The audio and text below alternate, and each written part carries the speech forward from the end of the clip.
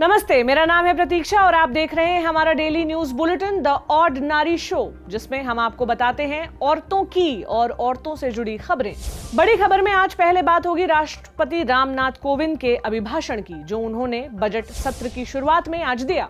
अपने अभिभाषण में उन्होंने महिलाओं से जुड़ी क्या बातें कही, सुनवाएंगे आपको। इसके अलावा दिल्ली की एक अदालत ने 28 जनवरी को एक जमानत याचिका पर सुनवाई की और इसे रिजेक्ट कर दिया। ये याचिका थी पिंजरा तोड़ एक्टिविस्ट नताशा नरवाल की, जो पिछले करीब 8 महीनों से जेल में बंद हैं।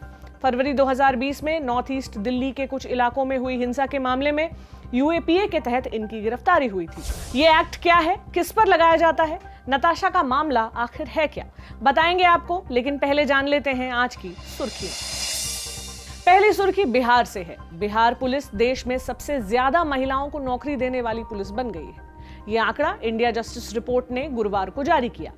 बिहार की कुल फोर्स का 1/4 हिस्सा, एग्जैक्ट बताया जाए तो 25.3% औरतें हैं।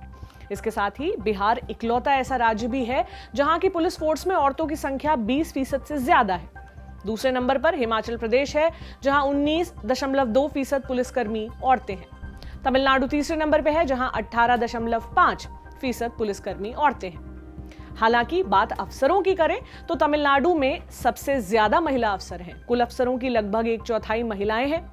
बिहार में महिला पुलिस अफसरों की संख्या महज 6% है। अगली सुर्खी 56 साल की महिला सीताबाई रामदास तड़वी, जो जयसिंहपुर खेड़ा साइट पर प्रोटेस्ट कर रही थी, उनकी मौत हो गई है। सीताबाई 16 जनवरी से इस साइट पर प्रोटेस्ट कर रही थी। बीते सोमवार से वो बीमार हुई और बुधवार को उन्हें साइट से वापस ले जाया गया। तबीयत बिगड़ने पर वो जयपुर के एक अस्पताल में भर्ती की गई थी, जहां इलाज के दौरान उनकी मौत हो गई। टाइम्स ऑफ इंडिया के मुताबिक शुरुआती जांच कहती है कि सीताबाई की मौत ठंड लगने से हुई। वो महाराष्ट्र के लोक संघर्ष मोर्चा से जुड़ी हुई थी और पिछले 25 साल से किसानों के हक के लिए लड़ रही थी। अगली सुर्खी जाना माना कपड़ों का ऑनलाइन स्टोर मिंत्रा अपना लोगो बदलेगा। वजह, मुंबई साइबर पुलिस को शिकायत मिली है कि ये लोगो महिलाओं के लिए अपमानजनक है। ये शिकायत अवेस्ता फाउंडेशन नाम का एनजीओ चलाने वाली नाज पटेल ने की है। इंडिया टुडे से जुड़े दिवेश सिंह ने मुंबई पुलिस डीसीपी रश्मि करंदीकर से बात की, जिसके बाद हमें पता चला कि शिकायत के बाद मिंत्रा को नोटिस भेजा गया है, जिसके बाद उन्होंने 1 महीने के अंदर लोगो बदलने का आश्वासन दिया है। शायद आप भी सोच रहे हो कि इसमें अश्लील क्या है, तो हमने इसके बारे में एक बेसिक गूगल सर्च किया और पाया कि सोशल मीडिया और कोरा जैसे डिस्कशन फोरम्स पर आजकल से नहीं, बीते कुछ साल से मीम और चुटकुले चलते हैं कि किस तरह लोगों में एम का सिंबल किसी महिला के पांव के शेप से मिलता जुलता लगता है, जो यकीनन ऑफेंसिव हो सकता है। हालांकि कोरा पर कई यूजर्स ने यह भी लिखा है कि उन्हें ही अश्लील लगेगा ये, जिनके दिमाग में अश्लीलता है। सब परसेप्शन का मसला है। अगली सुर्खी चेन्नई से है, जहां एक लड़के ने एक लड़की को लड़की के घर के ठीक सामने चाकू भोंक दिया। 22 साल की प्रेमलता एक सॉफ्टवेयर इंजीनियर है। सुधाकर नाम का लड़का स्कूल के वक्त से उसके साथ था। दोनों कथित तौर पर रिलेशनशिप में थे, मगर महीने भर पहले प्रेमलता ने सुधाकर से ब्रेकअप कर लिया और साफ किया था कि वो अब उसके साथ नहीं रहना चाहती। सुधाकर एक मोबाइल रिचार्ज शॉप चलाता था। द न्यूज मिनट की रिपोर्ट के मुताबिक प्रेमलता को सुधाकर का कुछ लोगों के साथ उठना बैठना पसंद नहीं था। प्रेमलता ने कहा था कि अगर वो उसे और तंग करेगा तो वो पुलिस में शिकायत करेगी, लेकिन तमाम तरीकों से ना सुनने के बाद भी सुधाकर को कोई फर्क नहीं पड़ा। उसने हंगामा करने की धमकी देकर प्रेमलता को घर से बाहर बुलाया और मौका देखकर चाकू घोंप दिया। फिलहाल सुधाकर को कई धाराओं के तहत आरोपी बनाया गया है और उसे खोजा जा रहा है। ये तो थी आज की सुर्खियां। लौटते हैं बड़ी खबरों पर। आज से बजट सत्र शुरू हो चुका है। 1 फरवरी को बजट पेश किया जाएगा। सत्र के पहले दिन राष्ट्रपति ने संसद को संबोधित किया, केंद्र सरकार की तारीफ की, बहुत सारे दावे किए, बताया कि उनकी सरकार ने क्या क्या किया। इन्हीं सब बातों के दौरान सरकार के कामों की तारीफ करते हुए कोविंद पहुंचे महिलाओं के मुद्दे पर। दावा किया कि उनकी सरकार ने महिलाओं को स्वरोजगार के मौके देने के लिए कई कदम उठाए हैं। क्या कहा, सुनिए। आत्मनिर्भर भारत में महिला उद्यमियों की विशेष भूमिका है। मेरी सरकार ने महिलाओं को स्वरोजगार के नए अवसर देने के लिए कई कदम उठाए हैं। मुद्रा योजना के तहत अब तक 25 करोड़ से ज्यादा ऋण दिए जा चुके हैं, जिसमें से लगभग 70% ऋण महिला उद्यमियों को मिले। दीनदयाल अंत्योदय योजना राष्ट्रीय ग्रामीण आजीविका मिशन के अंतर्गत देश में आज 7 करोड़ से अधिक महिला उद्यमी करीब 66 लाख स्वयं सहायता समूहों से जुड़ी हुई हैं। बैंकों के माध्यम से इन महिला समूहों को पिछले 6 वर्षों में 3,40,000 करोड़ रुपए का ऋण दिया गया। देश के ग्रामीण क्षेत्रों में कार्यरत महिलाओं के स्वास्थ्य को ध्यान में रखते हुए सरकार 1 रुपए में सुविधा सैनिटरी नैपकिन देने की योजना भी चला रही है। इसके बाद राष्ट्रपति ने दावा किया कि उनकी यानी केंद्र सरकार गर्भवती औरतों के इलाज के लिए लगातार काम कर रही है।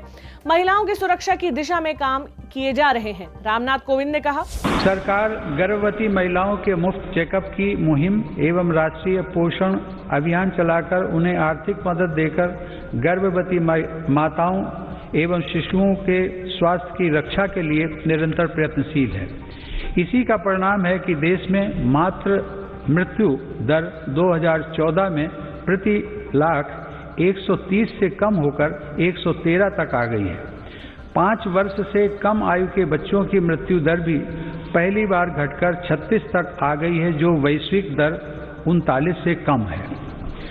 महिलाओं की समान भागीदारी को आवश्यक मानने वाली मेरी सरकार नए नए क्षेत्रों में बहनों बेटियों के लिए नए अवसर बना रही है। भारतीय वायुसेना की फाइटर स्ट्रीम हो, मिलिट्री पुलिस में महिलाओं की नियुक्ति हो या फिर अंडरग्राउंड माइंस में तथा ओपन कास्ट माइंस में महिलाओं को रात्रि में कार्य करने की अनुमति, ये सभी निर्णय पहली बार मेरी सरकार ने ही लिए हैं। सुरक्षा को ध्यान में रखते हुए वन स्टॉप सेंटर, अपराधियों का राष्ट्रीय database, emergency response support system और देश भर में फास्ट ट्रैक कोर्ट पर तेजी से काम किया गया। इन सबके अलावा राष्ट्रपति ने मोदी सरकार की उज्ज्वला योजना का भी गुणगान किया। दावा किया कि गरीब परिवार की बहनों और बेटियों के स्वास्थ्य की बेहतरी के लिए इस योजना के तहत 8 करोड़ से ज्यादा गैस कनेक्शन दिए जा चुके हैं। स्वच्छ भारत मिशन की भी बड़ी तारीफ की। दावा किया कि इस मिशन के तहत 10 करोड़ टॉयलेट्स बनाए जा चुके हैं ताकि बहनों और बेटियों की गरिमा बनी रहे और उन्हें सुविधाएं मिले। ये सभी दावे हैं जो राष्ट्रपति ने किए। जो आंकड़े उन्होंने बताए, क्या सच में इतना काम हुआ है या नहीं, इस पर अभी हम कुछ टिप्पणी नहीं कर सकते। खैर, अब बढ़ते हैं दूसरी बड़ी खबर की तरफ। बात होगी नताशा नरवाल केस की। पिछले साल की बात है, फरवरी का महीना चल रहा था। देश के कई हिस्सों में, खासतौर पर राजधानी दिल्ली में प्रदर्शन हो रहे थे CAA NRC के विरोध और समर्थन दोनों में। CAA यानी नागरिकता संशोधन एक्ट और नेशनल रजिस्टर ऑफ सिटीजन्स। फरवरी के आखिरी हफ्ते की बात है। दोनों तरफ के प्रदर्शनकारियों के बीच हिंसा हो गई, जिसमें 50 से ज्यादा लोग मारे गए और कई लोग घायल हुए। इसके बाद पुलिस ने मामले की जांच शुरू की। मार्च में कोरोना की वजह से देश भर में लॉकडाउन लग गया और तभी पुलिस ने नॉर्थ ईस्ट दिल्ली में हिंसा भड़काने के आरोप में कई लोगों को गिरफ्तार करना शुरू कर दिया। इसी क्रम में मई में पुलिस पहुंची नताशा नरवाल के पास। 23 मई को उन्हें गिरफ्तार कर लिया गया। नताशा पिंजरा तोड़ ग्रुप की मेंबर है। ये महिलाओं का वो ग्रुप है जो दिल्ली के हॉस्टल और पीजी में लड़कियों के ऊपर लगने वाले प्रतिबंध को कम करने की दिशा में काम करता है। साल 2015 में ये ग्रुप बना था। नताशा जवाहरलाल नेहरू यूनिवर्सिटी यानी JNU की स्टूडेंट है। अब मुद्दे पर वापस लौटते हैं। इंडिया टुडे की एक रिपोर्ट के मुताबिक पिंजरा तोड़ ग्रुप पर आरोप लगा कि उन्होंने 22-23 फरवरी के दरमियान नॉर्थ ईस्ट दिल्ली के जाफराबाद मेट्रो स्टेशन में करीब 500 प्रदर्शनकारियों को इकट्ठा किया था, जिनमें से ज्यादातर औरतें थीं। धरना दिया गया था CAA NRC के खिलाफ और अगले दिन यानी 24 फरवरी को इस इलाके में हिंसा हो गई। इस हिंसा की कथित साजिश रचने के आरोप में ही नताशा को गिरफ्तार किया गया। उनके साथ पिंजरा तोड़ की एक और सदस्य देवांगना कलिता को भी गिरफ्तार किया गया था। पहले IPC की धारा 186 और 353 के तहत गिरफ्तारी हुई थी, जिसमें इन्हें बेल भी मिल गई थी। लेकिन नताशा बेल पर रिहा होकर घर लौट पाती कि उसके पहले UAPA के तहत उनके खिलाफ केस दर्ज हो गया और इसी एक्ट के तहत 30 मई को उन्हें गिरफ्तार कर लिया गया। उसके बाद से ही नताशा जेल में बंद है। देवांगना को तो जमानत मिल गई है, लेकिन नताशा को नहीं मिली है। 28 जनवरी को एडिशनल सेशंस जज अमिताभ रावत ने इस मामले की सुनवाई की और जमानत याचिका खारिज कर दी। बार एंड बेंच के मुताबिक कोर्ट ने कहा, यहाँ कई सारे तर्कसंगत आधार हैं जिसके जरिए ये पता चलता है कि प्राइमा फेसी आरोपी नताशा नरवाल के ऊपर लगे आरोप सही हैं। इसलिए UAPA की धारा 43D यहाँ लागू होती है और इस मामले में नताशा की मौजूदा याचिका को खारिज किया जाता है। दिल्ली पुलिस द्वारा चार्जशीट फाइल करने के बाद नताशा की ये पहली बेल याचिका थी, जज अमिताभ रावत ने कहा कि जब मामला इतनी बड़ी साजिश से जुड़ा हुआ होता है तो वीडियो सबूत होना ज्यादा अहम नहीं होता, क्योंकि सामान्य तौर पर इस तरह की साजिश गुप्त तरीके से ही रची जाती है और ऐसे मामलों में वीडियो का ना होना संदेह की नहीं, जाहिर बात है। खैर, सीधे तौर पर मामला यही है कि यूएपीए के तहत हुई गिरफ्तारी में नताशा को जमानत नहीं दी गई है। क्या होता है यूएपीए, ये जानने के लिए हमने बात की वकील अवधेश से। क्राइम से जुड़े कई मामले में ये लड़ चुके हैं। उन्होंने बताया कि टेरर जैसी गतिविधियों के खिलाफ कड़ा एक्शन लेने के लिए इसे बनाया गया था। क्या कहा अवधेश ने, सुनिए। जहां पर देश की सोवेरेनिटी की बात आती है या कोई टेररिस्ट एक्टिविटी होता है, जैसे 26/11 को जो हुआ, उसके बाद डिमांड थी पब्लिक की और जनरली रिक्वायरमेंट थी कि स्ट्रिंजेंट प्रोविजन बनाए जाएं, बिकॉज टाडा रिपील हो गया। तो स्ट्रिंजेंट प्रोविजन बनाए जाएं ताकि जो लोग, जैसे कि मान लीजिए ये एक कसब की बात करें, तो he is a known terrorist, he is been convicted, he is been found guilty, और उनको फांसी की सजा भी सुना दी गई and he is been executed also. तो after the due process of law, if the finding is such, there is provision in law. अब सवाल यहाँ पर यह है कि किस पे लगेगा, किस पे नहीं लगेगा।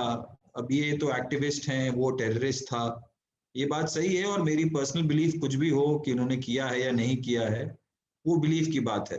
अल्टीमेटली कोर्ट में बिलीफ नहीं चलता है, कोर्ट में एविडेंस चलता है, और अप्रिसिएशन ऑफ एविडेंस कोर्ट सही करे गलत करे तो आपके पास प्रोविजन है कि आप एपीलेट कोर्ट में चले जाएं। अगर आपके हिसाब से अगर कोर्ट जिस नतीजे पे आई है वो गलत है या कॉन्ट्ररी टू द एविडेंस है, तो आप सुपीरियर कोर्ट में जा सकते हैं। बट ये बेसिकली इसीलिए बनाया गया है ये लॉ, ताकि देश में जो शांति व्यवस्था है, कानून व्यवस्था है, उसमें दिक्कत ना आए, कोई टेररिस्ट एक्टिविटी ना हो, कोई अनलॉफुल एक्टिविटी ना हो, जहां पे जैसे किसी स्पेसिफिक सेक्ट को अगर आप टारगेट करें, कोई राइट, या आप देश की सोवेरेनिटी को चैलेंज करें, या आप ये बोलें कि हम डिवाइड कर देंगे देश को, तो उन सब चीजों में ये लागू किया जा सकता है, उन सब चीजों में ये प्रोविजंस इन्वोक होते हैं। यहाँ पर अब ये एक्टिविस्ट हैं, इनका कहना है, प्रोसिक्यूशन का कहना कुछ और है। अब किसकी बात सच है, ये तो जो वहां थे उनको मालूम है, या जिन्होंने किया या नहीं किया उनको मालूम है। I as a layman or as an outsider can form an opinion and have my own belief, but that will be of no use so far as the case is concerned, या जो यहाँ तक bell का सवाल है वो court देखेगी। UAPA के तहत गिरफ्तार हुए आरोपी को जमानत भी बहुत मुश्किल से मिलती है। ऐसा क्यों, इसका जवाब भी हमें मिला, सुनिए। तो यूएपीए अगर लगा है तो इस एक्ट के मुताबिक 438 में आप नहीं मूव कर सकते, मतलब एंटिसिपेटरी बेल का प्रोविजन नहीं है। अब इस बात को सुप्रीम कोर्ट ने भी गौतम नवलखा वाले केस में रिआइटरेट किया है कि 438 इसमें नहीं एप्लीकेबल होगा यूएपीए में। बड़ा शॉर्ट सा 2 पेज का ऑर्डर उन्होंने लिखा है, उसमें ये लिखा है कि 43D का हवाला देते हुए कि एंटिसिपेटरी बेल नहीं हो सकता है। सिमिलरली रेगुलर बेल की जहां तक बात है, उसमें एक्ट में प्रोविजन है बेल का कि बिना प्रोसिक्यूटर को सुने आप बेल देंगे नहीं। लेकिन प्राइमा फेसी अगर आप इस ओपिनियन पे आते हो, या यह ओपिनियन कोर्ट फॉर्म करती है कि जिस आदमी के खिलाफ ये धाराएं लगी हैं वो प्राइमा फेसी ट्रू हैं, तो आप बेल नहीं दोगे। तो इस सिचुएशन में नॉर्मली, जैसे नताशा वाले केस की बात है, कोर्ट इस कंक्लूजन पे आई है कि प्राइमा फेसी जो है, इनके खिलाफ जो एलिगेशन लगे हैं, जो इल्जाम इन पे लगे हैं, यह प्राइमा फेसी सही है। वो जो भी कोर्ट का कारण रहा हो, वो उस पर मैं नहीं कमेंट कर सकता। एक तो ये सब जुडिस है, दूसरा कि मेरे पास चार्जशीट देखने का बेनिफिट नहीं रहा है, मेरे को नहीं मालूम चार्जशीट में क्या लिखा है नहीं लिखा है, क्या केस प्रोसिक्यूशन ने बनाया है।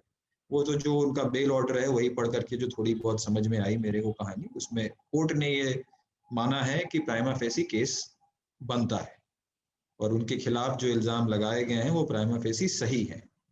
अगर एक बार ये कोर्ट इस कंक्लूजन पे आती है तो एज पर द एक्ट आप बेल नहीं दे सकते। तो दैट इज द प्रॉब्लम। इसीलिए यूएपीए जिन पे लगा है वो उन केसेस में बेल नहीं हो रही हैं इस वक्त, एटलीस्ट जहां तक मेरे को पता है। नताशा जेएनयू में पीएचडी की स्टूडेंट है। वो लगातार अपने ऊपर लगे आरोपों को खारिज कर रही है। खैर, मामले में आगे क्या होगा ये तो कोर्ट और उसकी तारीखें ही बताएंगी। अब वक्त हो चला है विदाई का, यानी हमारे चलते चलते सेक्शन का। आज हम आपको रेकमेंड कर रहे हैं एक ब्रिटिश सीरीज नाम ब्रिजर्टन। एक ऐसी सीरीज जो नेटफ्लिक्स के इतिहास की सबसे ज्यादा देखी जाने वाली सीरीज बन गई है। इंटरनेशनल एंटरटेनमेंट साइट ई न्यूज के मुताबिक इस सीरीज को एक महीने के अंदर 8 करोड़ 20 लाख यूजर्स ने नेटफ्लिक्स पर देखा है। जाहिर है इसमें वो लोग शामिल नहीं है जिन्होंने पायरेटेड कॉपी देखी होगी। आंकड़े छोड़ हम आपको बता दें इस सीरीज में है क्या।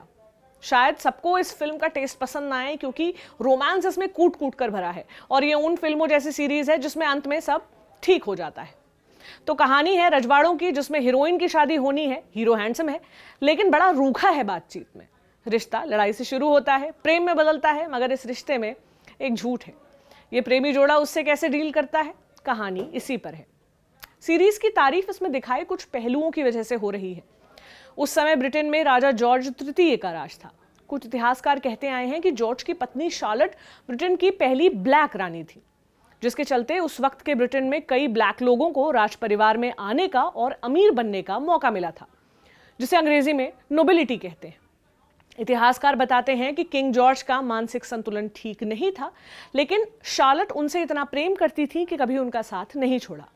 बाकी आप सीरीज खुद ही देखें। सीरीज पर और इस शो पर अगर आप फीडबैक देना चाहते हैं तो कमेंट बॉक्स में लिखें, और अपने मन की कोई और बात मुझसे शेयर करना चाहते हैं तो मुझे खत लिखें। डाक से भेजें, पता आपकी स्क्रीन पर है। आपके खतों का जवाब मिलेगा इसी शो पर। मुलाकात होगी सोमवार को। आप देखते रहें ऑर्डिनरी। शुक्रिया।